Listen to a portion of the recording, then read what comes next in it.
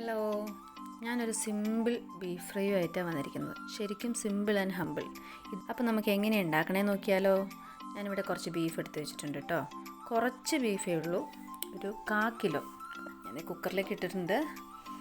നമുക്കിതൊന്ന് വേവിച്ചെടുക്കണം. അതാണ് നമ്മുടെ ആദ്യത്തെ പ്രോസസ്സ്. കുറച്ച് ഉപ്പ്, പിന്നെ കുറച്ച് മുളക് പൊടി, ഒരു വലിയ സ്പൂൺ എടുത്തിട്ടുണ്ട് കേട്ടോ മുളക് പൊടി, പിന്നെ മഞ്ഞൾപ്പൊടിയും, പിന്നെ ഒരു ചെറിയ സ്പൂൺ കുരുമുളക് പൊടിയും.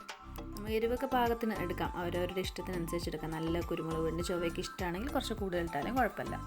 നന്നായി തിരുമ്മിയിട്ട് കുറച്ച് വെള്ളം ഒഴിച്ച് വേവിക്കാം. കുറച്ച് വെള്ളം എന്ന് വെച്ചാൽ അതാ ശരി ഒന്ന് കൈ കഴുകിയ വെള്ളം എന്ന് പറയില്ലേ, വെള്ളം ഒഴിച്ചില്ലെങ്കിലും കുഴപ്പമൊന്നുമില്ല. അപ്പോൾ എന്തായാലും നമുക്കൊരു 4 വിസിലിന് ഞാനിത് എടുത്തിട്ടുണ്ട്. അപ്പോൾ അത് നന്നായി വെന്തിട്ടുണ്ട്.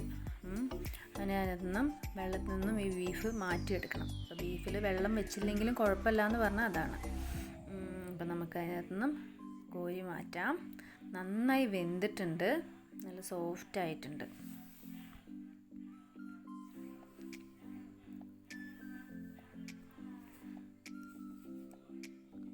ഇനി നമുക്ക് അടുത്ത പ്രോസസ്സ്.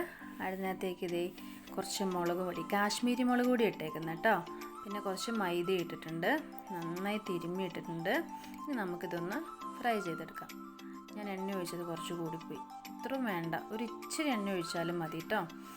എന്നിട്ട് നമുക്കൊന്ന് ഷാലോ ഫ്രൈ ചെയ്തെടുത്താൽ മതി, ഡീപ്പ് ഫ്രൈൻ്റെ ആവശ്യമില്ല. നമ്മളിത് ഓൾറെഡി വെന്തതാണല്ലോ. അപ്പോൾ നന്നായിട്ട് നമുക്കിതൊന്ന് ഫ്രൈ ചെയ്തെടുക്കാം. ഇതായിട്ടുണ്ട്, കോരി മാറ്റുകയാണ്. നാരങ്ങയൊക്കെ വെച്ച് ഗാർണിഷ് ചെയ്തപ്പോൾ എന്ത് സൂപ്പറാന്ന് നോക്കിക്കേ. അപ്പോൾ ഇതെല്ലാവരും ഒന്ന് ട്രൈ ചെയ്ത് നോക്കണം. താങ്ക്